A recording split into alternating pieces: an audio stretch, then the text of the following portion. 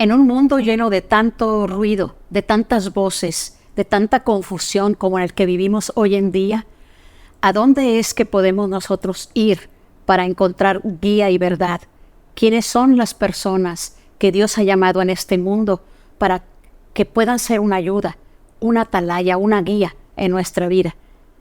En esta semana hablaremos de lo importante que es para nosotros en la tierra tener un profeta. Tal vez el objetivo de esta lección sea que meditemos qué tanto hacemos caso a la voz del profeta.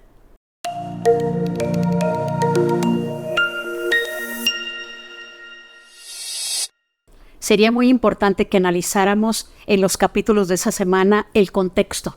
¿Por qué es que el profeta Nefi se encuentra en su propia casa, en una torre, orando? Vamos a analizar un poquito de las razones, de qué es lo que lo motivó o por qué se encontraba tan apesadumbrado, tan preocupado. Y entonces, si nos vamos a un capítulo antes, sabemos que los ladrones de Gadiantón estaban haciendo de las suyas en ese momento. El pueblo estaba entregado al orgullo y a las riquezas. Se estaba viviendo en su máxima expresión el ciclo del orgullo. Esto le provocaba gran tristeza a Nefi. Y dice precisamente en el versículo 10 del capítulo 7, y aquí esto aconteció en una torre que se hallaba en el jardín de Nefi, jardín que estaba cerca del camino real que conducía al mercado principal que había en la ciudad de Zarahemla. Así que Nefi se había arrodillado en esta torre que estaba en su jardín, la cual también se hallaba cerca de la puerta del jardín que daba al camino real. Y dice ahí, más adelante, que pasaron por ahí algunas personas y lo vieron. Yo creo que lo alcanzaron a escuchar.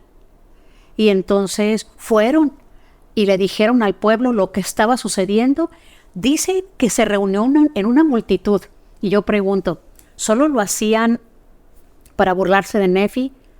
¿Estaban interesados realmente por lo que le sucedía?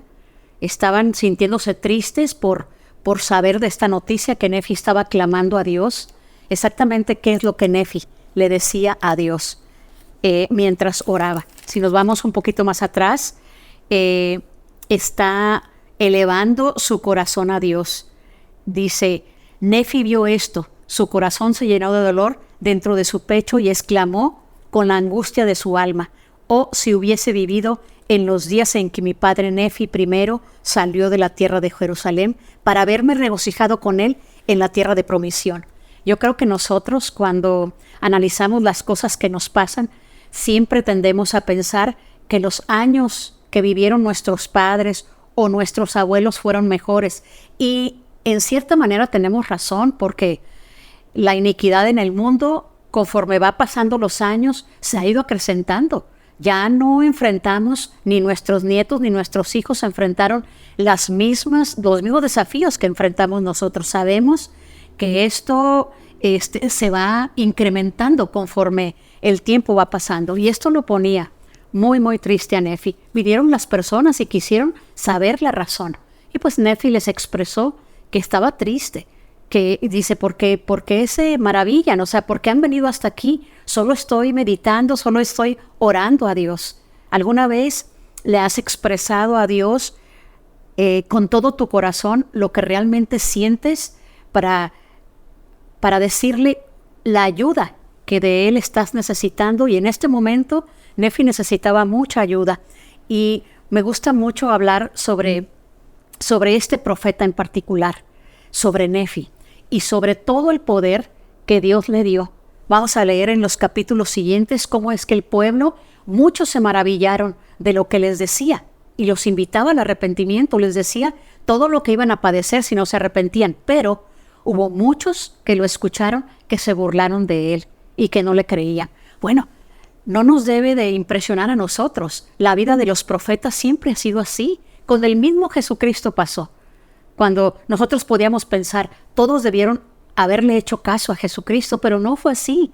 Muchos se burlaron, muchos lo apedrearon y también lo crucificaron. Sabemos cómo terminó Jesucristo. Entonces, ¿por qué podríamos pensar que a los profetas actuales o a los profetas que vivieron en este tiempo del Libro de Mormón podría haberles ido diferente. Tenemos la libertad de creer o no creer.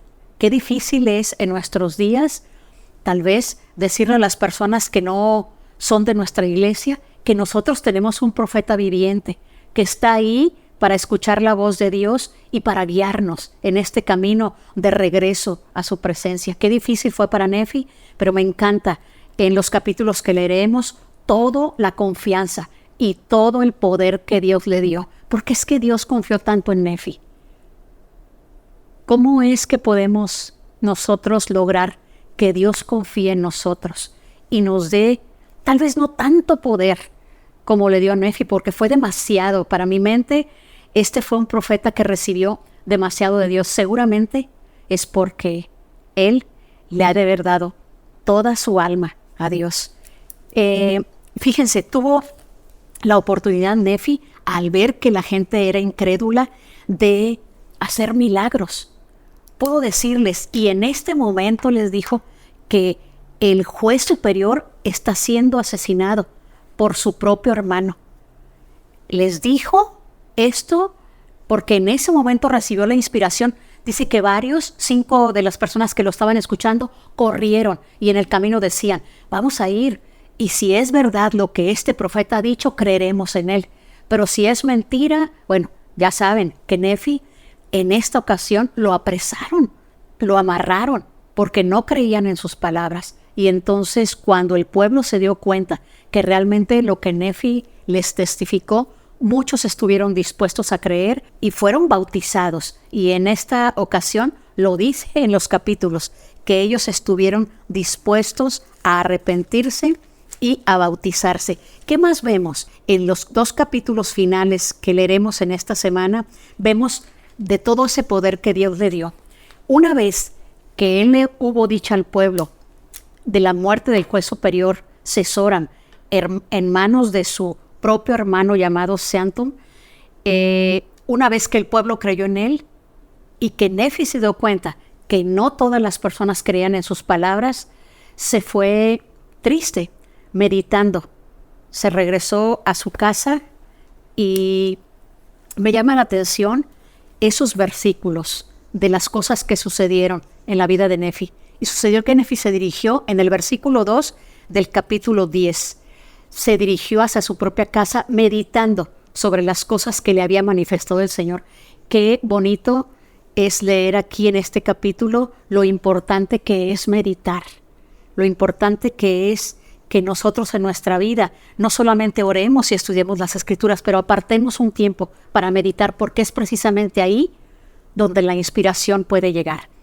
Hallándose muy desanimado por motivo de la perversidad de los nefitas, sus secretas obras de tinieblas y sus asesinatos y sus robos, y dice en el 4, que él, mientras meditaba estas cosas, escuchó una voz que le decía, bienaventurado eres tú, Nefi, por las cosas que has hecho, porque he visto que has declarado infatigablemente a este pueblo la palabra que te ha dado. Y en el 5 dice, y porque has hecho esto tan infatigablemente aquí, te bendeciré para siempre, y te haré poderoso en palabra y en hecho, en fe y en obras. Sí, al grado de que todas las cosas te serán hechas según tu palabra, porque tú no pedirás lo que sea contrario a mi voluntad.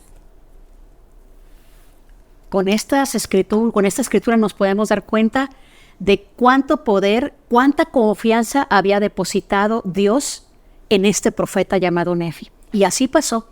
Vamos a ver en el capítulo 11 que como no se quisieron arrepentir después de que Nefi le dijo de estas palabras que había escuchado de Dios, como no quisieron arrepentirse y abandonar sus pecados, él les dijo que les sobrevendría el infortunio. Y entonces, ¿qué fue parte de esta prueba que les sobrevino? Que la tierra ya no produjo y estaban muriéndose de hambre. Y hasta que se vieron en esta crisis, estuvieron dispuestos a arrepentirse. ¿Ven? El ciclo del orgullo. Primero aquí olvidándose de Dios, entregando su corazón a las riquezas, arrepintiéndose, y luego, una vez que viene el arrepentimiento, Dios está dispuesto a hacernos prosperar. ¿Y qué fue lo que hizo Nefi? Clamó a Dios y le pidió que perdonara al pueblo. que él ya había visto que estaban arrepentidos. Y entonces Dios hizo llover sobre la tierra. Espero que la próxima vez que nos sobrevenga el infortunio, ya sea desafíos, pruebas muy difíciles, enfermedades, lo que sea en tu vida, no esperes hasta llegar a estos extremos, que puedas acercarte a Dios mediante la oración, que puedas creer en sus palabras, que puedas meditar sus palabras y que puedas estar dispuesto a arrepentirte.